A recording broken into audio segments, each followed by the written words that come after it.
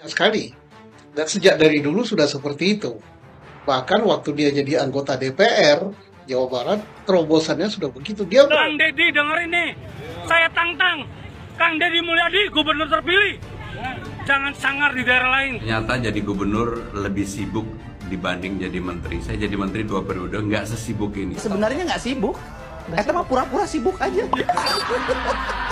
Sangat. Enggak mas, tapi maaf ya, tapi hasilnya nggak ada. Perkara Pina nggak ada hasil, nggak berhasil. Yang mana? Perkara yang Pak Deddy kumpul itu nggak ada hasil. Iya, kan kita Enggak, maksud saya begitu hebatnya pencitraan itu. Yang Deddy Mulyadi, nyata beliau luar biasa menyikapinya.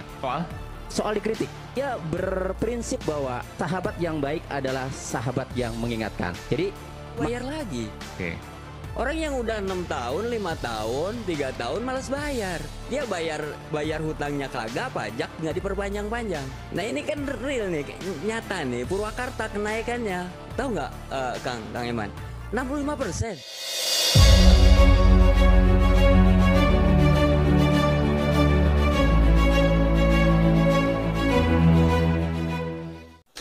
Halo guys, selamat datang kembali di channel Dani TV. Terima kasih buat kalian yang sudah klik video ini. Dan apa kabar? Mudah-mudahan selalu dalam keadaan sehat ya.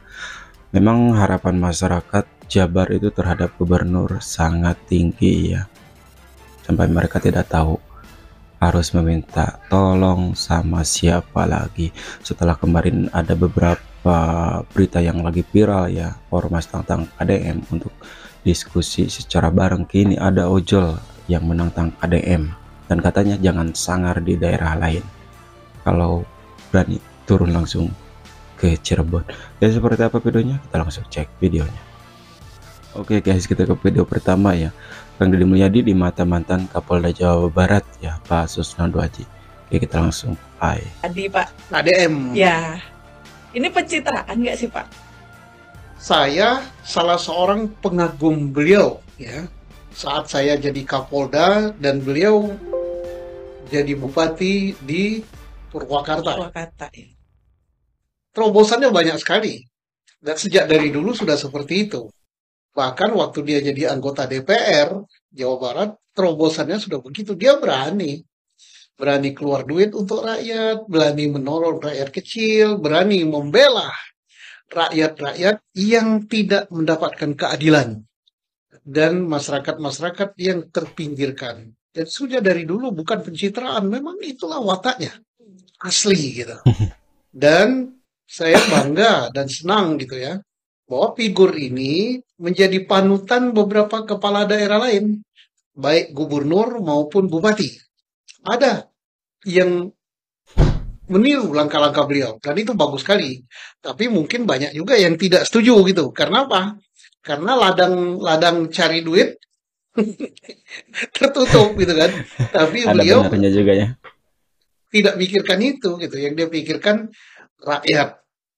Jadi apa yang dipandang oleh rakyat tidak benar, dia terobos dan tidak pakai besok dan tidak pakai akan sekarang juga.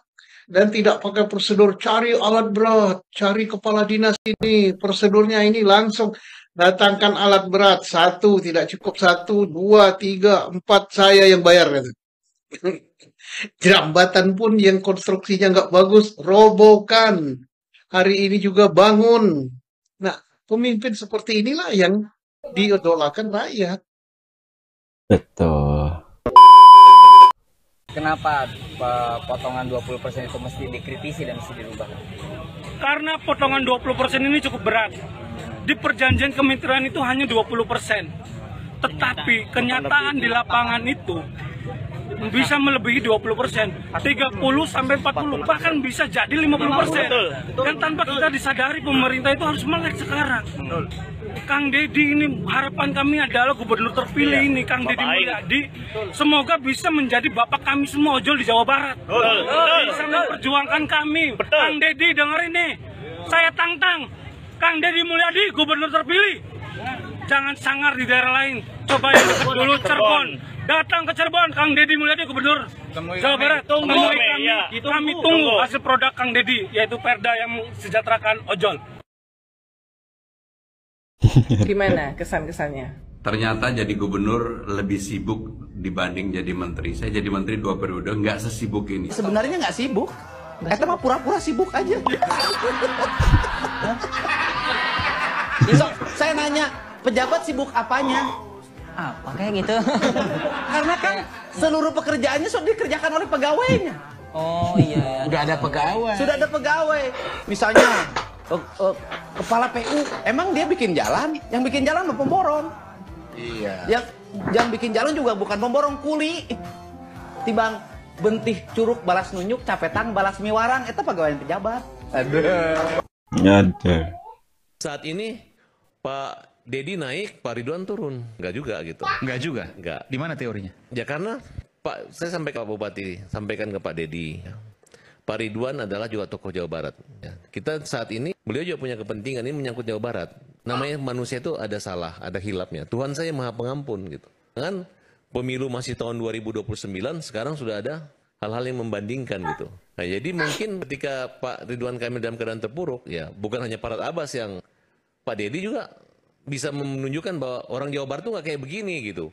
Dan Pak Dedi Mulyadi itu punya kemampuan retorika, bahkan permasalahan hukum pun dia kuasai. Kami pernah bersama-sama membela Vina, kasus Vina gitu. Iya. Ya ketika dia merasa pinternya gitu, dia cari perkara yang hampir 4 bulan itu Pak Dedi itu nggak kampanye kemana-mana, hanya di kasus Vina loh. Tapi itu sangat membawa pengaruh dampak buat kampanye dia. Cara politik ternyata. Iya, itu nyata loh. 11 kali di Aiman siaran hampir tiap minggu untuk membahas masalah itu. Ya. Dan Dedi Mulyadi tampil terus dan saya mengambil momen Keberpihakan KDM ya untuk menuntaskan perkara itu memang totalitas. Memang itu kan nggak bisa kita lihat dari satu perkara juga, dari satu case saja. Kalau kita melihat hal-hal lain, memang totalitas dia kan memang sangat. Enggak mas, tapi maaf ya, tapi hasilnya nggak ada. Perkara Vina nggak ada hasil, nggak berhasil. Yang mana? Perkara yang Pak Dedi kumpul itu nggak ada hasil. Iya, kan kita Ya enggak, maksud saya begitu hebatnya pencitraan itu kan. bukan pencitraan, saya rasakan. Sehingga masyarakat Jawa effort, Barat itu tidak effort. melihat hasil, tapi melihat upaya perjuangan yang dimiliki oleh Pak Dedi. Nah, ya itu maksud saya. Setuju Ya, gitu kan? Itu. Nah jadi maksud saya semangat-semangat pemuda-pemuda pemimpin Jawa Barat ini jangan juga dilemahkan hanya gara-gara satu kelemahan. Itu kan sekaligus menunjukkan juga bahwa Kang Dedi itu menunjukkan simbol-simbol kedekatan. Itulah yang namanya memanajerial dirinya dalam membangun politik tertentu. Tapi gini, Prof. saya nambahin, Bung Aiman. Sebenarnya ini kita para tokoh sekarang ya, hari ini ya, itu bukan hanya kedekatan, akar kedukungan, tapi kehebatannya adalah dia mampu kalau di news kan dia menjadi newsmaker. Nah, ini sosial media newsmaker. Yeah. Jadi kira-kira Kang Dedi ini mempunyai daya pesona dari gebrakan-gebrakannya. Itu menarik algoritma. Itu secara politik dalam tanda kutip berbahaya untuk lawan-lawannya. Ya tentu saja. Ya tentu saja. Loh, Kang Dedi Mulyadi ini belakangan memang banyak dikritik. Tapi ada video terakhir yang saya dengar dari Kang Dedi Mulyadi, nyata beliau luar biasa menyikapinya. Soal dikritik, dia berprinsip bahwa sahabat yang baik adalah sahabat yang mengingatkan. Jadi malam ini saya apresiasi kepada Kang Dedi Mulyadi yang membuka diri menerima kritikan publik. Itu bisa tepuk tangan untuk Kang Dedi Mulyadi. Lalu berdasarkan tema ini, apakah RK dibidik? Terlepas itu dibidik oleh siapa, tapi kalau kemudian misalnya ada kasus korupsi dana CSR BJB, kemudian ada Haibis Fantasi objek wisata yang dibongkar, ya, terlepas itu zamannya Ridwan Kamil gubernurnya pada saat pemberian izin, kemudian kalaupun diselidiki nanti misalnya kena juga, tapi saya melihatnya karena memang pelanggarannya ada, jadi tidak sengaja dibidik kalau menurut saya. Seharusnya ini didukung nih oleh aparat penegak hukum di wilayah Provinsi Jawa Barat. Nah, kemarin pembongkaran objek wisata Haibis yang jelas-jelas Kang Dedi Mulyadi mengatakan ini penyebab terjadinya banjir. Pelanggaran lah, ada pelanggaran lah. Nah, Polda Jawa Barat itu harusnya jangan diam saja, harus dukung tuh kebijakan Kang Dedi Mulyadi, tuntaskan proses hukumnya. Kalau ada objek wisata pembangunan yang mengakibatkan bencana, itu pidana, diatur dalam Undang-Undang Nomor 24 Tahun 2007. Tapi yang namanya proses hukum itu harus dituntaskan dan harus ada kepastian hukum. Ya Om Jan ketawa-tawa aja deh. Tidak berhenti di pembongkaran saja, orang jelas-jelas ada pelanggaran hukum. Jadi Polda Jawa Barat harus bantu Kang Dedi Mulyadi dalam penegakan hukum sampai tuntas, sampai ada kepastian hukum. Saya respect bahwa beliau mengakui bahwa apa yang dilakukan dilakukan oleh Kang Deddy Mulyadi sudah sesuai dengan proses hukum yang ada. Jadi saya ngambil gini ya, ini kan fenomena-fenomena yang dia sebagai seorang public figure, seorang pejabat, dia seorang yang peka zaman dan harus mengikuti perkembangan zaman. Bahwa apa yang dia unggah, ya kan, dia punya kanal YouTube sendiri itu bukan bentuk pencitraan kalau kita melihatnya, tapi bentuk transparansi dari bagaimana dia bisa mempertanggungjawabkan kinerja dia sehari-hari seperti apa. Sebagai Gubernur Jawa Barat. Sebagai Gubernur Jawa Barat. Lalu kita menelisik contoh, ya kan.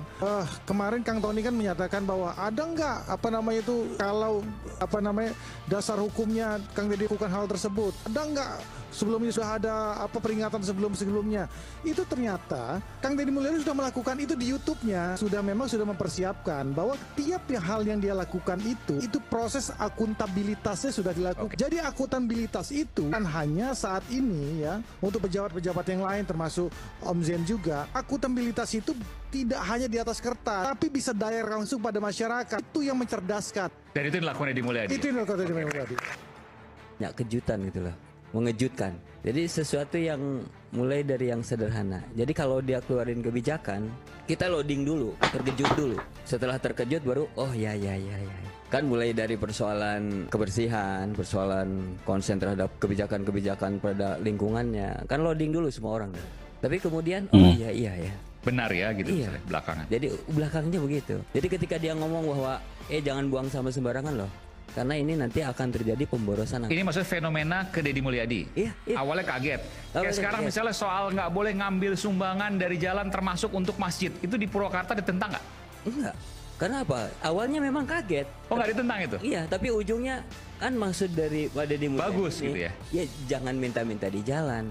Hitung aja tuh masjid berapa kebutuhannya. Meskipun ramai sekarang, pro dan kontranya. Iya. Waktu awal ini aja, yang terakhir kan yang paling viral itu kan penghapusan itu kan, pemutihan pajak itu kan, denda sama. Iya. Kenapa disampaikan waktu itu? Iya, waktu itu kan kebijakannya menghapus. Dan yang dibayarkan yang tahun berjalan. Kaget kan orang, hutang pajak itu berarti kan hilang. Enak banget gitu kan? Iya, enak banget. Atau Purwakarta misalnya ada 1.300 lebih wajib pajak yang dia punya hutang terus terhapuskan, ya kan? Sementara Purwakarta itu cuma 361.000 lebih. Tapi ternyata ketika itu dilaksanakan orang rame-rame berbondong-bondong bayar pajak. Karena apa? Karena dia bayar pajak di tahun berjalan. Yang tadinya malas bayar, yang dia 4 tahun. Tapi beban daerah jadi tinggi dong. Tinggi gimana? Ya karena kan harusnya ada pendapatan yang baru, sekarang hilang semua. Ya tapi kan mimpi, orang nggak mau bayar lagi. Orang yang udah 6 tahun, 5 tahun, 3 tahun malas bayar. Dia bayar hutangnya kagak, pajak nggak diperpanjang-panjang. Nah ini kan real nih, nyata nih. Purwakarta kenaikannya, tahu nggak Kang Eman? 65%. Pajaknya? Di zamannya Deddy Mulyadi? Iya, begitu ada kewajiban itu penghapusan, pemutihan, 65%. KBM, kendaraan bermotornya. Itu Gubernur, kami kunjungan. Pertama Menteri, kunjungan Gubernur, ada Bupati, kami jalan. Aku lihat dari jauh, VVIP, karena kami Menteri baru nih. Dan jujur mungkin tidak nikmat rasanya di dalam tuh, karena Menteri baru kan lidah saya lidah kampung. Ini makanannya bagus. Aku lihat, aku tanya Pak Gubernur, pernah nggak hidupnya susah? Oh pernah. Pernah nggak makan di kaki lima? Oh pernah. Baik. Bupati, aku tanya juga, gimana? Pernah nggak makan di tempat yang kaki lima? Jawabnya agak ragu-ragu, berarti mungkin nggak pernah.